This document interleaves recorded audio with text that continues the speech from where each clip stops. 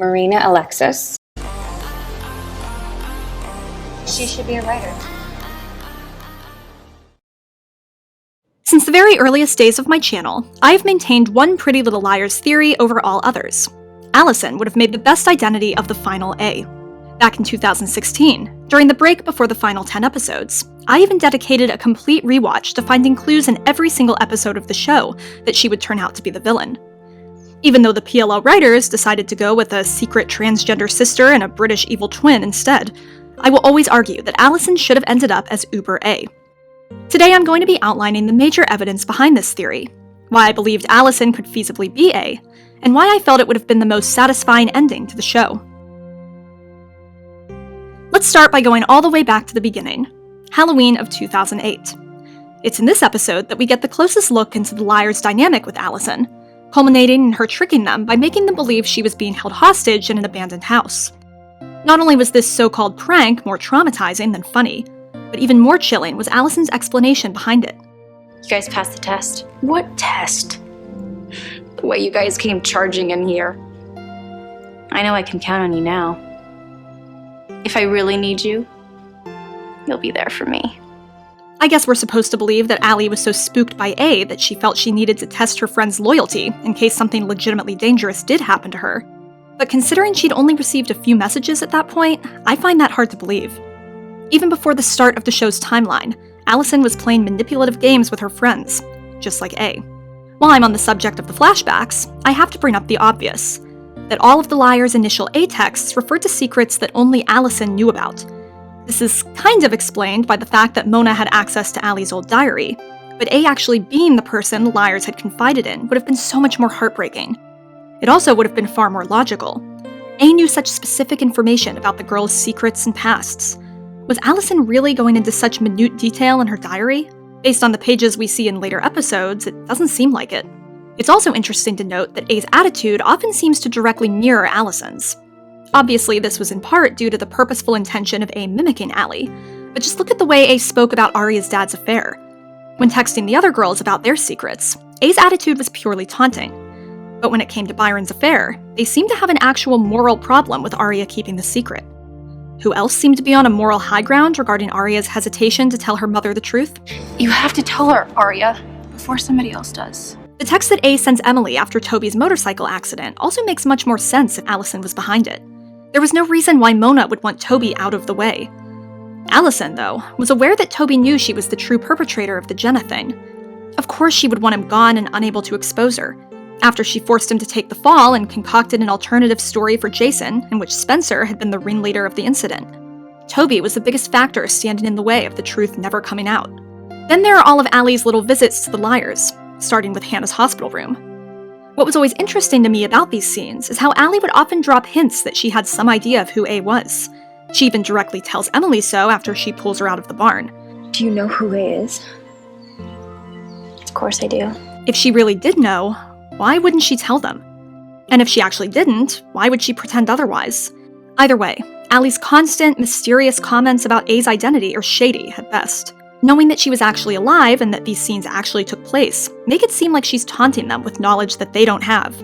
There's an interesting parallel I noticed in Season 1, Episode 12. In a flashback, we see Alison engineering a breakup between Noel and his girlfriend. In the same episode, two of the liars go through breakups of their own, one of which was totally caused by A. Imagine if all of these little parallels actually led up to Alison being A. Remember when the liars were convinced that it was A who saved Spencer by pushing Ian off the bell tower in the Season 1 finale? Just look at their attitudes toward A's actions.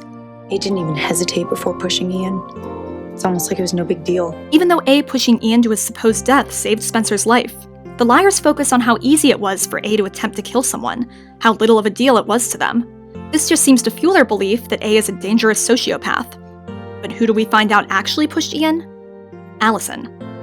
Even though the girls' attitudes toward the incident seemed to change on a dime the second they found out Allie was the one to shove Ian from the bell tower, I could never move past the fact that the deadly killer they were describing actually turned out to be Allie. She's saying that it felt like it was easy for A to kill someone. We find out early into Season 2 that A has access to the old NAT Club videos, as they play an extended version of one for the liars. At the time, we know that the flash drive containing the videos was still lost somewhere in the church, as Ted finds it there and delivers it to Ashley halfway through the next season. So how would A have a copy? The only other person we know for a fact had those videos in their possession at one time is Alison. Then there's the fact that the final A went by the pseudonym of AD. Not only is it obvious that these are Allie's initials, a fact that strangely went completely unacknowledged on the show, but it's an abbreviation that Alison actively used at various points, starting in Season 2. In the episode before Mona's reveal, Alison appears in Spencer's living room and gives her a pretty stern directive. But don't get hung up on the details and miss what's parked right in front of you. In the very same episode, we learn that Alison was referring to herself as AD when communicating with Mona in the newspaper ads.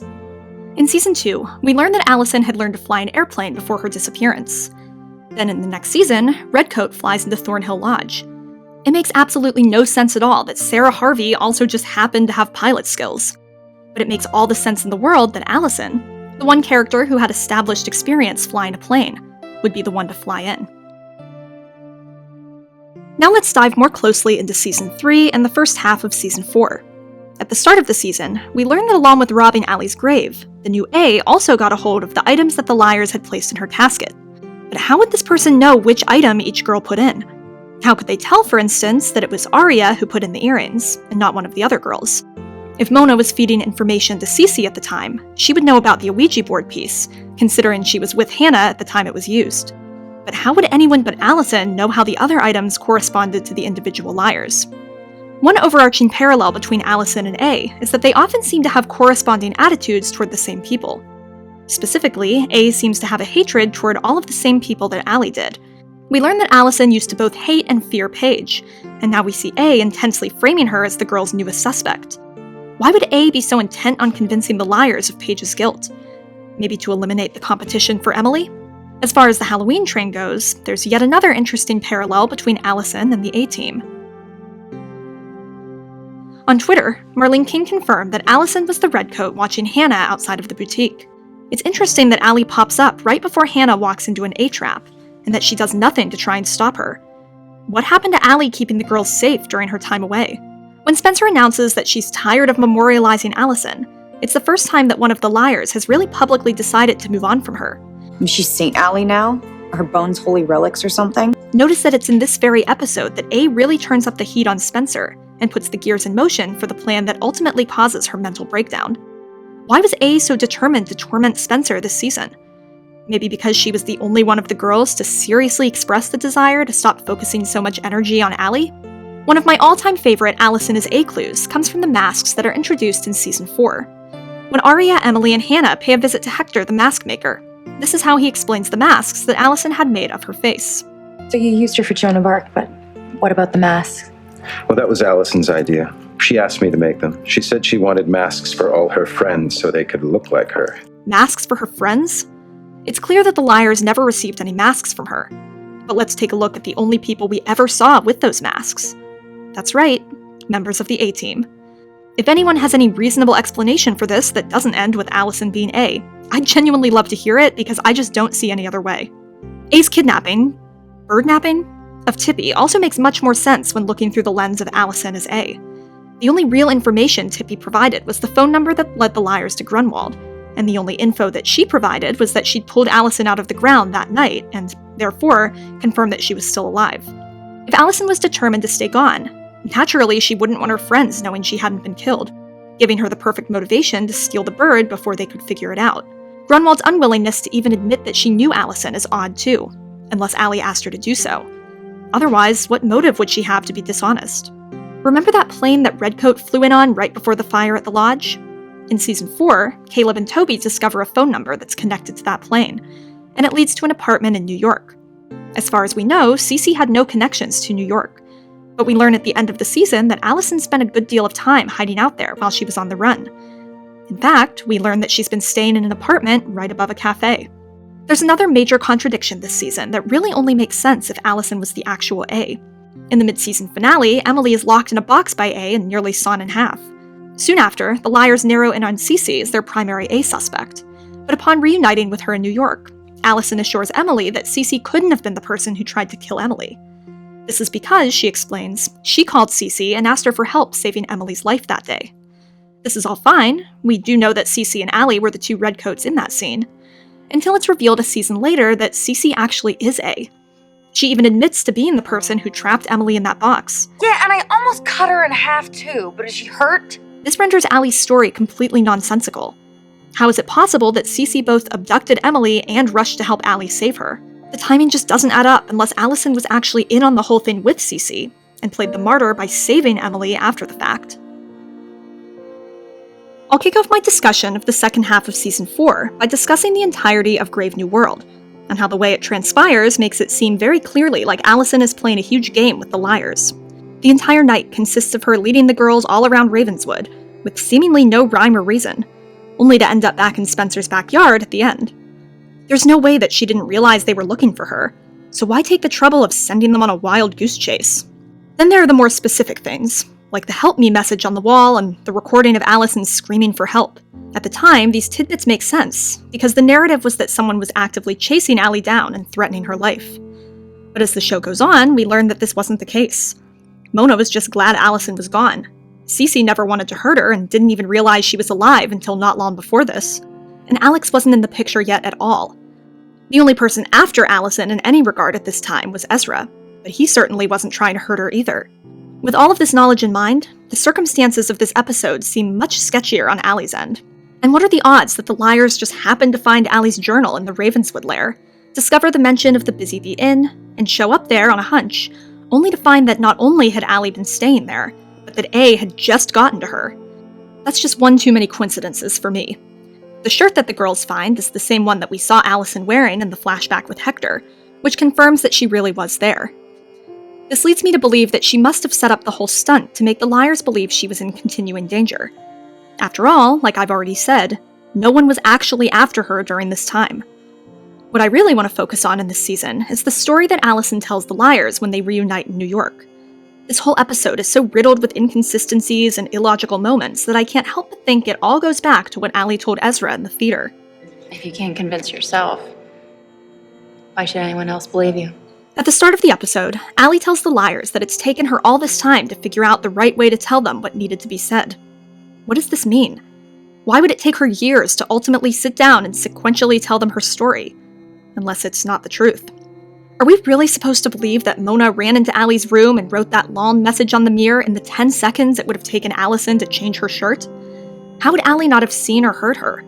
She would have noticed the message earlier than she did if it had already been there.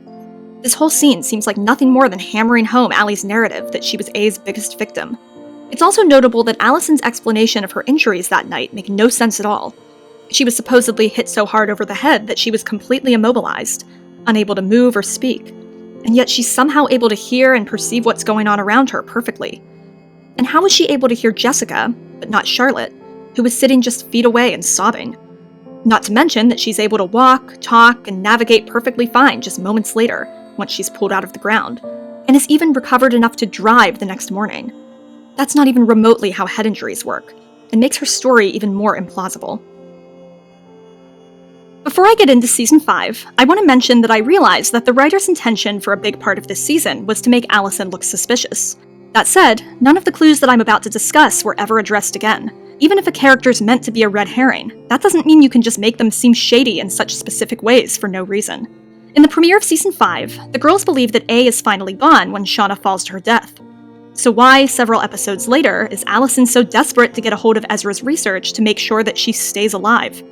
If A is supposedly dead, this wouldn't be a concern. Was she really trying to keep herself safe? Or was she actually worried that he had information that proved her own involvement in the game? Then there's the text that Alison almost sends to Emily. I've seen it argued that maybe that was how she used to sign her messages prior to her disappearance, and it was just a force of habit. But by the night she went missing, Allie had been receiving A messages of her own for over a year. Would she really continue to use that signature when it was being used to torment her? This might seem like a little thing, but I think it's interesting to note that there seemed to be a pattern this season of Alison receiving A texts only when there were others around to witness it happen. Almost like she was proving what a victim she was. There's also the fact that the events of episode 6 ironically seem to benefit Allie. In the episode before, we see the liars turn against her for the first time, after finding out that she lied to them about her confrontation with Mona in the church. Suddenly she's victimized in a way that we've never seen before, tormented by A to the extent that the girls rush back to her side. How convenient that all of this takes place in the days right after they first began to lose trust in her. Then there's the text that Alison receives after A attacks her. That's a pretty serious threat. Until a few episodes later, Alison jets off with her dad with no consequences whatsoever. He's nervous as her dad. He's taking her out of town. He's worried about the kidnapper. What happened to Don't Leave Town? The rules of the A game seem to change pretty often when it comes to Alison. Of course, we can't forget that footage of Alison creeping around in Spencer's backyard dressed just like A. We never received an explanation for what she was doing or where she was going. And what makes this incident especially incriminating is Alison's reaction to the girls bringing it up. One of my best friends doesn't even show up to my SOS call, and the other one is shadowing me like I'm the enemy. She becomes incredibly defensive, refuses to explain, and attacks them for not trusting her. If she hadn't been up to something suspicious, why be so oversensitive about it? I also can't not mention the fact that the episode ends with A in possession of Pam's mail, right after Alison was over at their house for dinner. Remember back in season 3 when Arya stabbed someone who was trying to throw her off the Halloween train? Look who shows up with an oddly placed scar and a weak explanation for how she got it. Were we really supposed to believe Allie's story about Cyrus attacking her after we saw their dynamic at the end of this episode? Was Spencer a loyal friend? Was she desperate? It's made extremely obvious in the mid-season finale that Alison really did conspire with Holbrook to ensure that the questions asked during the lie detector test would implicate Spencer. What possible motive would she have had for doing this if she wasn't A, or didn't at least have some involvement in Bethany's murder? Like so much else this season, this is something that was never addressed again, even though it led to so much grief for Spencer. Now let's take a look at Alison and Cece's interactions in the Christmas episode. We're led to believe that Alison was surprised to see Cece, but her very intentional stroll through the maze makes it seem very clear that she's looking for someone. And their conversation about Mona seems to imply that they're on the same page about her whereabouts, namely underground in a bunker. Mona can't hurt you anymore, you know that. And then there's this scene. Where did Allie and Cece go? And what were the twins distracting the liars from? How did they end up wearing exactly what Cece and Alison just were? Considering it must have been Cece who attacked Hannah directly after this, I don't see any way that Alison wasn't involved with this whole charade. All of Alison's behavior surrounding Mona's death needs to be mentioned too. Smirking at the scene of her murder, showing up in a bright pink dress to her funeral, finding it appropriate to approach her mother and try to beg her innocence as she was saying goodbye to her daughter. Either Alison was the least self-aware person on the planet, or she was intentionally rubbing it in everyone's faces that she'd murdered Mona and gotten away with it. Speaking of A's targets, it's interesting that immediately after Hannah visits Allie in jail and essentially tells her she can rot, A comes down hard on her. Hannah's the first one of the girls to be directly framed as an accomplice in the murder, and the only one to actually serve jail time over it. Like I mentioned earlier in this video, take note of the fact that A and Allie often seem to have the same attitudes toward the same people. Let's also take a look at what finally convinces the liars that they were wrong about Allie's involvement in Mona's death. Mike informs Arya that he learned from Cyrus that he had been instructed by A to prevent Allie from having an alibi that night. But why are we supposed to believe this is true? No proof beyond Cyrus's word is ever given. And who was he taking direct orders from earlier in this very season? Alison. The season ends with the revelation that A has kidnapped Mona and is forcing her to pretend to be Alison in a life-size dollhouse. This begs the question, why would A go to all the trouble of kidnapping Mona, dyeing her hair, and attempting to brainwash her, when the real Alison was right there for the taking? There were plenty of opportunities in which A could have kidnapped the real Allie before and while the girls were locked down there. Why wouldn't they? Unless Alison was the one behind everything. After the girls escape from the dollhouse, notice how quick Alison is to shut down any discussion of Charles. He looked at me and said that there was no such person as Charles de Laurentiis in our family. She's strangely willing to accept her father's claim that Charles doesn't exist, and she does this several times in the first few episodes, even as more and more evidence suggests that Kenneth is lying. Why would Alison be so willing to go along with her father's word? Unless she doesn't want the girls digging into her family. As we learn more about the games that the liars endured in the dollhouse, it becomes clear that one of A's main goals was trying to break apart the girls' friendship. Looking back at flashbacks and even some aspects of Season 5, this is exactly what Alison attempted to do as well. Create distance between them while keeping each of them close to her. You'd be surprised to know who your friends aren't. As the season goes on, it seems more and more like Alison is on Charles's side more than the liars. She becomes more and more defensive of A, insisting that her brother couldn't possibly be such a monster. Considering everything that A had done up until this point, you wouldn't think that blood relation would be good enough reason for Allie to have such a sudden change in attitude. Almost like she was on A's side all along. So how does Charlotte's A reveal correspond with Alison being the final villain, you might be wondering? From the first time I saw this episode, I theorized that Charlotte and Alison's interactions were nothing more than them putting on a show for the liars. Literally a show, considering the rest of the gang was actually watching on a screen. It's just a little too convenient how the episode progresses, with Alison asking a question, Charlotte answering it, and Allie moving right on to the next plot point. It's a little too formulaic, a little too perfectly executed, almost like they were in on it together. This also provides an answer as to why only Allie was in the room with Charlotte, while the other liars were relegated to a secondary location. We all know that there were about 1 million inconsistencies in Charlotte's story. Maybe Allie was the only liar allowed to be in the room because she wouldn't call any of them into question? And finally, let's jump 5 years forward and get into Season 6B. Right from the start, it becomes increasingly obvious that Alison is far more on Charlotte's side than she ever was the liars. She claims that she's waited and helped Charlotte through long years of treatment, but Ashley insists that she was trying to get her released since day one. She's been petitioning the court to get Charlotte out of the hospital since the day she was locked up. And Allie's behavior in general, pressuring her friends to testify on behalf of their tormentor, pouting in response to Arya's breakdown, sending them a snotty text afterward, then throwing them under the bus for Charlotte's murder, indicates that she's a poor excuse for a friend at best, and that she has nefarious intentions at most.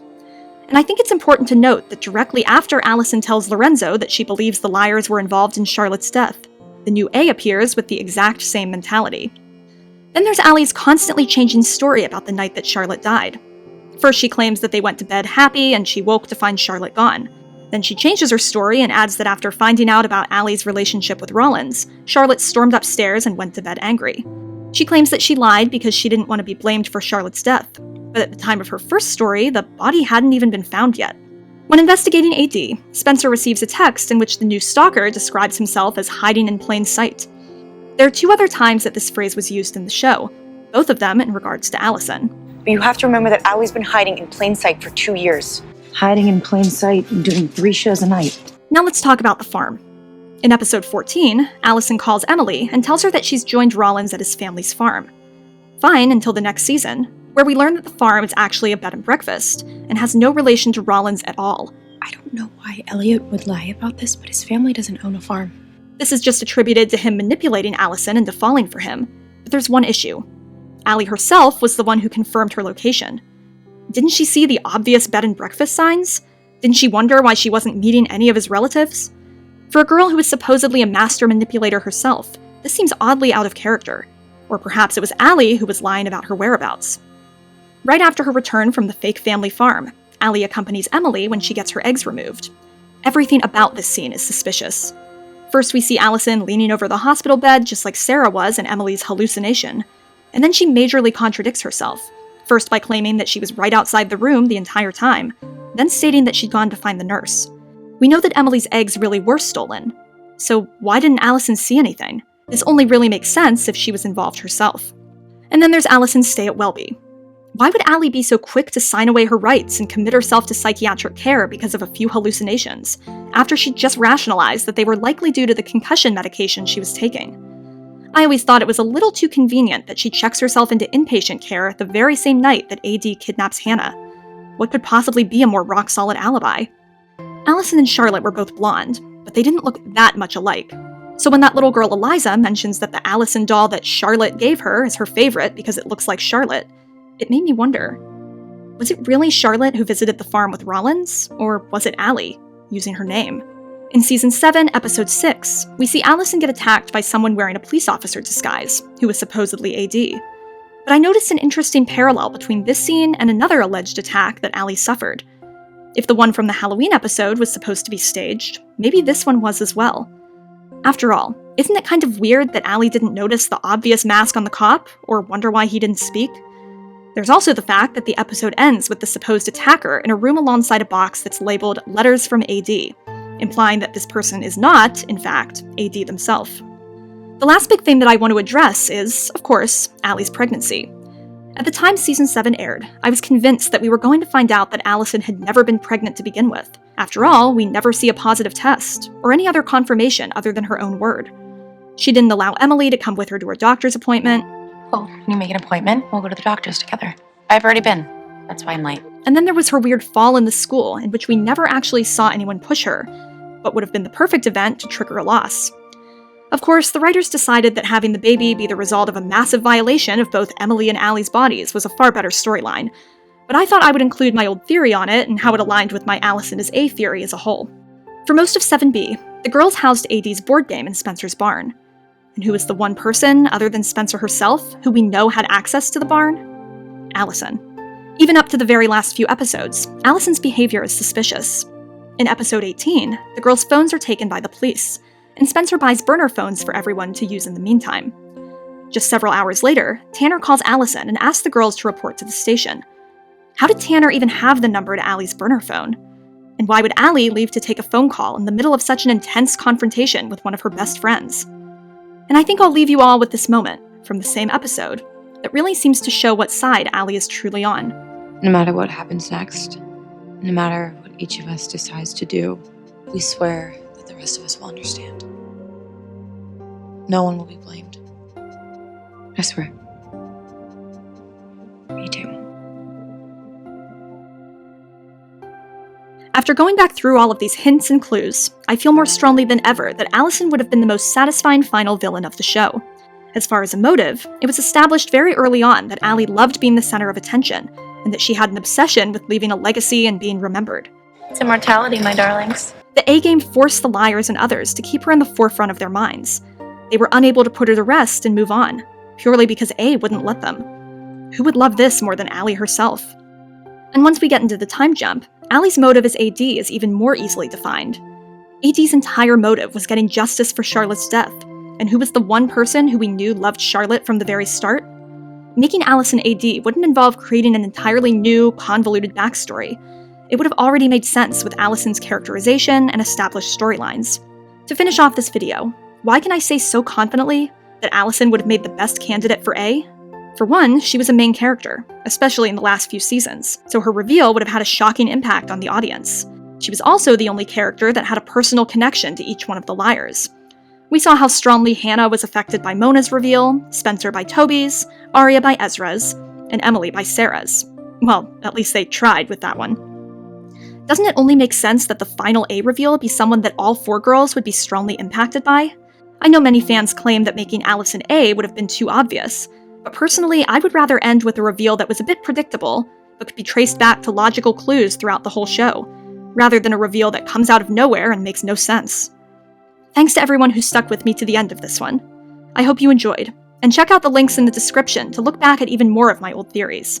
I'll see you next time.